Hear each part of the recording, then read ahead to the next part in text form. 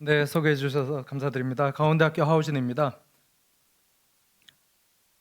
이렇게 좋은 자리에 저희 혈관학회는 처음인데요. 이렇게 좋은 자리 초대해 주셔서 감사드립니다. 덕분에 어제 좋은 데서 자고 맛있는 거 먹고 많은 걸 배우고 있습니다. 특히 오늘 세션은 또 이제 엔지니어링 쪽으로 관련된 부분이라서 옛날에 제가 뭐 마이크로칩도 한 번씩 했었고 그 혈소판 응집 관련된 연구도 하려고 했었는데 저는 성공적이지 않았지만 오늘 새로운 공부를 많이 하는 시간을 가졌던 것 같습니다. 제가 오늘 말씀드릴 내용은 이제 4D 플로우 MRI를 활용해서 MRI라는 테크닉을 활용을 해서 혈류에 대한 진단법을 이제 소개해드리고 싶습니다. 강원대학교에 있고요. 최근에 이제 작년부터 제가 가지고 있는 토픽은 기본적으로 우리는 혈류에 대한 정량적인 접근법을 가져야 된다라고 생각을 하고 병원에서 이런 혈류를 측정하는 기법이 퍼지는 것에 집중을 하고 있습니다. 그래서 그런 부분을 좀 활성화하기 위해서 작년에 이제 창업을 해서 아주 초기적인 단계를 진행하고 있습니다. 그래서 오늘 말씀드릴 내용은 4D 플로우 MRI가 뭔지, 어떻게 사용할 수 있는지, 기존에 어떻게 활용이 되었는지에 대한 부분이고요. 제가 주로 이제 포커스를 잡는 부분은 4D 플로우 MRI라는 테크닉 자체가 아직도 생소하긴 하지만 모든 병원에서 활용할 수 있는 입장이 됐기 때문에 조금 더 이제 임상의 선생님들께서 관심 가져주시면 좋겠다라는 내용으로 준비를 했습니다. MRI인데요. MRI는 기본적으로 우리가 병원에서 사용을 할 때는 어디 갔죠? 보통 MRI 영상에서 이제 매그니튜드 영상을 활용을 하는데요. MRI 특징을 처음부터 보면 MRI 시그널 자체는 그 안에 흐르는 혈류의 속도를 감지하는 이제 원리가 있습니다.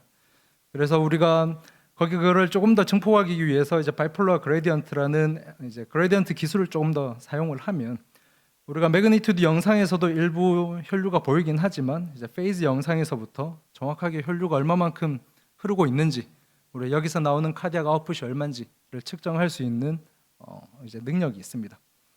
그래서 전통적으로는 주로 2DPC MRI라고 불렀고요. 혹시나 지금도 자주 사용하고 있으신지 모르겠지만 카디악 아웃풋이 정말 얼마인지 아니면 그 속에 이제 속도가 얼마인지 측정할 때 주로 사용을 했습니다. 최근 한 20년 정도 시간이 지났고요. 최근 한 15년 정도 MRI 테크닉이 빠르게 이제 발전하면서 기존에는 2D 슬라이스에서 우리가 속도를 측정을 했었는데 그럴 필요 없다. 우리가 원하는 영역 전체를 3D 볼륨으로 잡고 그 안에서 일어나는 일을 XYZ 각각의 속도를 다 측정을 할 수 있는 기술이 발달했습니다. 그래서 한 15년, 10년 전에는 이 기술을 프로덕트 레벨로 개발 안 했기 때문에 병원에서는 뭐 지멘스의 계약을 따로 했어야 됐고 필립스의 계약을 했어야 되는데 지금은 대부분의 상용 머신에서는 프로덕트 시퀀스로 들어와 있습니다. 그래서 얘를 활용을 해서 촬영을 해보면 왼쪽은 저희 학생이랑 거의 동일한 20세, 20살 아주 정상적인 대동맥이고요. 이쁜 혈류를 스트림라인을 가지고 있지만 오른쪽은 저희 병원에서 같이 하시는 파트너분께서 이제 허트밸브를 치환을 했을 때 치환이 성공적인 이후에 나타났던 혈류 패턴입니다. 아마 에코 상에서 봤을 때는 여기서 나오는 혈류 속도는 이제 정상적으로 돌아갔을 거라고 생각을 합니다. 그런데 제가 봤을 때는 여기서 비교해서도 볼 수 있지만 이게 완전히 정상으로 돌아가지는 못하는구나 이런 것을 보여주는 이미지가 됐습니다. 그래서 여기서 보여주는 게 우리가 이 안에 일어나는 패턴이 뭔가 다른 역할을 아직도 하고 있고 우리가 그걸 이해할 필요가 있다라는 것을 보여주고 있습니다. 왜 PC MRI가 아니라 이제 우리가 다른 이제 2차원 테크닉이 아니라 4D 플로우 MRI를 했어야 됐냐면 많이 아시다시피 아직도 초음파 더플러 또는 초음파 영상이 우리 임상의 아주 골드 스탠다드로 있지만 저는 정확하게는 의료진이 아니라서 모르겠는데요. 하시던 분마다 좀 다를 수 있고 테크니션의 숙련도에 따라서 좀 다를 수 있다라고 생각하고 있습니다. 오늘 오후에 나온 내용은 인공지능이 발전해서 인공지능을 활용하면 일관되게 나온다 이런 내용도 분명히 있는데요. 아직도 병원에서는 선생님들마다 조금씩의 차이점을 보여주고 있다라고 생각을 합니다. 근데 4D 플로우 MRI 같은 경우는 우리가 플레인을 잡는 것이 아니라 전체 도메인을 한 번에 잡기 때문에 한 번에 우리가 필요한 영역을 다 측정을 할 수 있고 여기서 밸브가 궁금하셨다든지 아니면 디센딩이 궁금하셨다든지 어디가 궁금하다 하더라도 후향적으로 검토할 수 있는 정량적인 기법을 제공하고 있습니다. 그래서 저희가 처음 푸디플로 MRI라는 기술이 처음 나온 거는 1990년도부터 나왔고 실제로 병원에 등장한 거는 2000년도 초반이라고 생각을 합니다. 그래서 저는 기계공학, 유체역학을 전공을 했고요. 유체역학 중에서도 혈류역학을 전공을 했습니다. 그래서 우연찮게 2015년도에 서울 아산병원으로 제가 박사후 연구원을 가면서 보디플로 MRI라는 것을 시작을 했고요. 그때 한 연간 발표된 논문이 한 100여 편 정도였었는데 최근 한 200편에서 300편 왔다 갔다 하고 있습니다. 근데 제가 다른 테크닉이랑 비교하기는 논문 편수로 비교하기는 상당히 어려운데요. 그냥 정량적으로 비교하기 위해서 가지고 온 자료고 우리가 익숙한 허트플로우 같은 경우, CTFFR 같은 경우 인허가를 완성할 때 대략 한 연간 500편 정도 출간되더라고요. 그래서 우리가 이 테크닉이 성숙하기까지는 앞으로 한 2배 정도 더 성장을 해야 된다라고 생각을 하고 있습니다.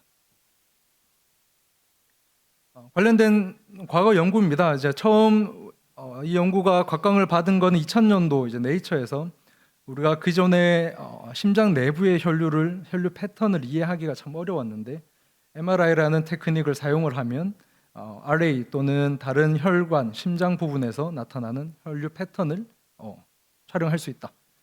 그때 나타나는 혈류 속도도 정확하게 알 수 있다라고 시작을 했습니다. 그 다음부터는 뇌랑 대동맥을 동시에 진입을 했는데 대부분의 기존 지금까지의 연구는 대동맥에 좀 더 많은 논문들이 나오고 있습니다. 왜냐하면 MRI 레졸루션이나 시간적인 한계를 생각을 했을 때 대동맥이 조금 더 좋은 타겟이었죠. 그래서 최근까지도 연구를 보면 처음 노스웨스턴 미국에서 많이 연구를 했는데요. 이제 바이커스피드 또는 트라이커스피드에서 어떤 차이가 있냐를 봤을 때 우리가 혈관 벽면에서 나타나는 시어 스트레스가 높은 쪽이 혈관의 다일레이션에 더 영향을 미치고 제일 최근 연구로는 이렇게 영향을 미치는 부분에 우리 티슈를 떼봤을 때 그 티슈랑 우리 혈류역학적인 지표들이 연관이 된다. 그래서 앞으로 밸브 디지즈가 있을 때 이런 혈관의 반응을 예측하기 전에 우리 포디플로우로 이런 부분을 분석할 수 있다라는 결론을 이끌어냈습니다. 최근 한 10년 동안은 이 기술이 나오면서부터는 사용할 수 있는 피저빌리티 테스트는 여러 군데서 동시다발적으로 진행이 됐고요. 폰탄 서큘레이션 같은 경우는 우리 소화에서 폰탄 서큘레이션에서 나타나는 에너지적인 문제나 또는 IVC에서 나타나는 프랙션이 어느 쪽으로 가는지, 간에서 나타났던 헤파틱 팩터가 어느 쪽으로 더 치우쳐지는지 이런 부분들을 분석하는 데 사용이 됐고 또는 AF가 있는 환자한테서 LA에서 얼마만큼 혈류가 정체되는지 이 정체가 앞으로 스트로크까지 이어질 수 있는지에 대한 부분을 제공할 수 있다는 테크닉적인 방법. 정확하게 포탈에 대해서는 저는 아직 이해를 못하지만 포탈 하이퍼텐션이 있는 경우에 간으로 가는 혈류가 어떻게 패턴적으로 달라졌는지 또는 최근에 레날에서 나타나는 레날 플로우 또는 신장으로 갔을 때 신장에 임플란테이션을 했을 때 어떻게 기존의 초음파로 진단했던 부분을 포디플로 MRI로 대체할 수 있는지 이런 부분도 연구를 수행을 했습니다. 그래서 뉴로 쪽은 최근 들어서 많이 시작을 하고 있는데요. 그전에는 전통적인 프로덕트 시퀀스로는 뇌를 측정하기 시간이 너무 많이 걸리기 때문에 저희가 병원에서 할당하는 시간은 대부분 한 10분 정도로 생각을 합니다. 10분 이상 넘어서면 여러 가지 문제가 발생을 하기 때문에 10분 안에 촬영하는 게 어려웠지만 최근에 MRI 가속화 기술이 많이 나오면서 조금 더 많이 연구를 하고 있습니다. 특히 AVM 같이 이제 뇌의 네트워크가 복잡한데 여기에 인풋 아웃풋에 혈류가 관심이 있으시다든지 또는 스테노시스나 에누리즘이 있는 경우에 혈류 역학적으로 어떻게 차이가 있는지 이런 부분에 대해서 조금씩 연구를 진행하고 있습니다. 저희 개인적인 경험을 조금 더 말씀드리면 저희는 처음에는 이제 대동맥부터 시작을 했고요. 대동맥 정상군과 아까 보여드렸던 스테노시스가 있는 경우, 취환이 됐는 경우 어떤 차이가 있는지부터 시작을 했었고 최근에는 리거지테이션 쪽으로도 관심을 많이 가지고 있습니다. 여기 뒤로 이제 빨간색이 나오는 게 이제 대동맥에서의 리걸지테이션이고, 이 리걸지테이션은 MR도 있고 TR도 있고 다양한 부분에서 리걸지테이션이 일어나는데, 보시다시피 여기 빨간색 부분이 상당히 많이 왔다 갔다 하거든요. 그래서 초음파로 2차원적인 방법으로 에러를 만들 수 있는 부분을 우리는 정량적으로 측정을 할 수 있겠다, 이런 부분에 집중하고 있습니다. 혈류 연구를 시작을 하면서 저는 혈류역학이 당연히 중요하다부터 시작을 하고 점점 공부를 하고 있는 상황이었는데, 어느 날 이런 생각이 들었습니다. 우리가 진단을 해야 되는데 아픈 사람은 엄청 많은데 정상이 없다라는 생각을 했습니다. 우리가 대동맥에서 혈류 속도를 텍스트북에서 알려주고 있지만 정말 어떤 혈류 패턴이 일어나야 정상인지, 어떤 웨이브폼을 나타내야 정상인지는 생각보다 없었고요. 그래서 최근 한 3년 정도는 정상인의 혈류 역학을 모으는데 집중을 했고, 최근 들어서 이제 나이에 따라서, 성별에 따라서 우리가 대동맥의 혈류 패턴이 얼마인지 아틀라스를 통해서 만들고 있습니다. 이제 그런 게 있어야지 여기 뒤로 그런 게 있어야지 여기 좀 잘 안 나오긴 하지만 이제 어느 부분이 AS가 있을 때 또는 다른 질병이 있을 때 어느 부분이 정상이랑 다른지, 얼마만큼 다른지, 이런 기술이 가능하기 때문이죠. 또 다른 측면에서 에오르틱 다이섹션은 환자 케이스가 아주 많지는 않은데 워낙 복잡한 케이스 또는 초음파 단일한 도플러로 이해하기 어려운 케이스, CT 형상만 보여줘서는 우리가 이 안을 이해하기 어려운 케이스들이 많기 때문에 그 안에서의 혈류를 검사하고 어떤 일이 일어나는지를 점점 더 연구를 수행하고 있습니다. 아직 초기 단계고요. 국내에서 취득한 데이터가 한 100건 이하일 거라고 생각을 합니다. 앞으로 가야 될 길이 엄청 많은 거죠. 대동맥보다는 유로는 더 갈 길이 먼데요. 유로에서 최근에 이제 시퀀스가 발전하면서 경동맥 또는 인트라크레니얼 플로우를 측정을 할 수 있고, 여기 안 나오나요? 네. 카로티드든 유로든 촬영을 할 수 있다. 그리고 말포메이션이 있는 경우 우리가 분석을 할 수 있다까지는 됐지만, 그럼 정확하게 우리가 얼마만큼 국내 포퓰레이션의 스탠다드는 얼마냐? 그럼 어느 정도에서 우리가 이거의 어떤 질병에 따른 차이를 발견할 거냐? 이런 부분들은 아직도 갈 길이 먼 상황입니다.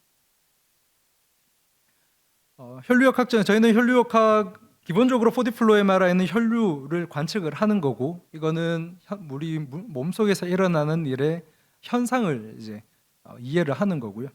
실제로 우리가 중요한 거는 여기서 파생하는 물리적인 힘, 프레셔나 또는 워크가 더 중요할 때도 있습니다. 그래서 기존에 가지고 있는 혈류를 바탕으로 최근에 인공지능 기술이 발전을 하면서 이런 현상이 일어날 때 우리가 그 안에 LV 프레셔가 얼마냐 또는 RV 프레셔가 얼마냐, 이런 쪽을 예측을 하는 연구를 수행을 하고 있습니다.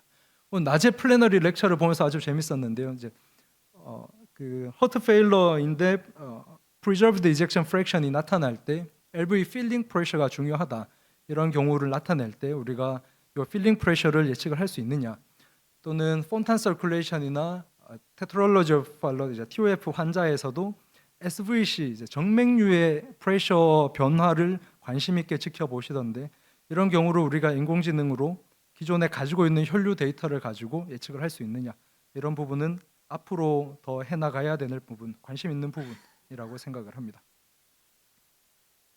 근데 이런 이야기를 여러 군데 이제 하고 있지만 실제로 병원에서 그러면 왜 지금 안 쓰냐, 여러 가지 애로 사항이 좀 있는데요. 제일 큰 문제가 촬영 시간입니다. 저희가 4D 플로우 MRI는 기존에 있는 프로토콜에 하나의 시퀀스를 추가를 해야 되고, 그 시퀀스를 추가하는데 보통 한 10분 정도 잡아먹습니다. 이제 근데 대부분 여기 이제 메이저 병원에서 오시는 선생님들의 환경을 보면 강남 세브란스도 그렇지만 아주 빡빡하게 MRI가 벌써 돌아가고 있거든요. 이제 거기에서 우리가 이거를 추가하면 나타나는 로드를 우리가 감당할 수 있냐, 이런 부분이 한쪽으로 발생을 하고요. 여기서 나왔던 결과를 병원 자체적으로 분석을 할 수 있으면 해피할 텐데 아직도 공학자들이나 다른 소프트웨어를 통해서 후처리하는데도 복잡한 상황입니다. 근데 이런 것들을 발생할 때 비용이나 이런 부분도 아직도 풀리지 않는 문제 중 하나죠. 다행히 이제 엑셀러레이션 테크닉이 발생을 하면서 MRI의 측정 시간은 점점 빨라질 거고, 앞으로 10년을 내다봤을 때 이 문제는 앞으로 점점 개선될 거라고 생각을 합니다. 최근에 나오는 기술들을 봐도 2분 정도면 충분히 대동맥의 측정이 가능하다, 이런 연구도 나오고 있고요. 실제로 폰탄 환자한테서 측정한 경우도 한 6분, 여기서 8분 정도의 측정이 가능하고, 저희가 같이 하고 있는 병원에서 CS 테크닉, 최근 나오는 지멘스 스캐너를 일반적으로 사용을 했을 때 10분 이내에 프로토콜에서 모두 작동하는 것을 보고 있습니다. 앞으로는 그 시간이 더 줄 거라고 생각을 하고요. 포스트 프로세싱 툴 또한 예전에는 많이 없었는데 조금씩 더 관심을 가지는 서드 파티 그룹들이 나타나고, 영상의학과에서 익숙한 서클이나 다른 툴들이 조금 더 많이 하나씩 나오고 있습니다. 네, 실제로 여기 써보시면 이제 나중에는 아실 텐데요. 하나하나 요 혈관을 이제 아직도 인공지능이 많이 우리 현상을 바꾸고 있다 하더라도 아직도 뒷방 어두운 곳에서 이거를 따시는 분들이 거의 한 10분, 20분 또는 30분 가까이 수고를 해줘야 되는 문제들이 발생을 합니다. 그래서 대부분의 병원에서 이 일들을 할 수 있는 우리 인력도 없었고, 최근에 의료 사태가 나면서 이거를 하실 수 있는 분들이 없었기 때문에 이제 애로사항이 있는 거죠. 그래서 저희는 기존에 일어났던 이런 문제점을 해결하기 위해서 이제 오토 세그멘테이션, 기존의 MRI에서 우리가 측정하기 원하는 대부분의 심장과 혈관을 따내는 연구를 진행을 하고 있고, 측정하는 데이터를 조금 더 정밀하게 분석하기 위한 이제 슈퍼 레졸루션, 하이 레졸루션 방법을 동시에 개발하고 있습니다. 이런 걸 포함해서 병원에서 자체적으로 하기 어려운 이런 리포트 폼을 작성해서 이제 제공하는 것까지 저희의 회사의 업무라고 생각을 하고요. 최근에 대동맥에서 일어나는 일 또는 폐동맥에서 일어나는 일, 이제 AVM 말포메이션이 있어서 우리가 치료 과정에서 혈류가 어떻게 변했는지 정량적으로 아시고 싶을 때 거기에 대한 리포트를 제공하고 있습니다.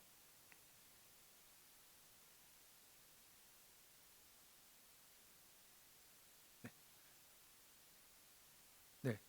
하지만 아직까지도 이제 완성된 형태는 아니고요. MRI를 촬영을 하다 보면 제 공학적인 입장에서는 환자가 들어갔을 때 나오는 데이터가 제일 해상도가 좋으면 좋은데, MRI는 특성상 해상도의 제한 그리고 노이즈 SNR에 대한 제한 사항이 발생을 합니다.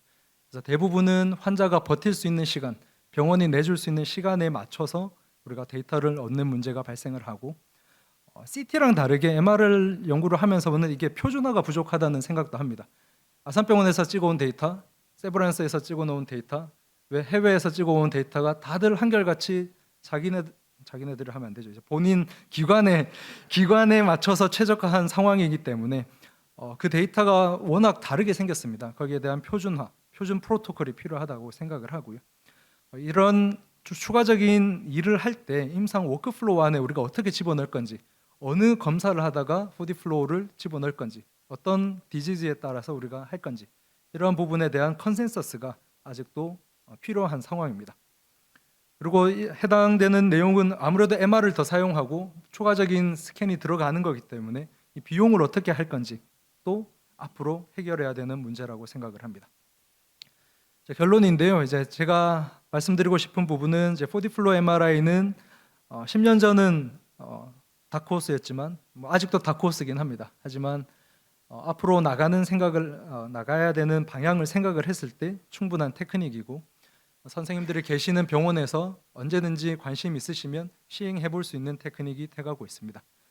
스캔 타임 또는 다른 소프트웨어 옵션들이 조금 더 고려해야 될 상황이지만 앞으로 한 몇 년 안에 해결해 질 거라고 생각을 합니다. 네, 여기까지 준비했습니다. 감사합니다.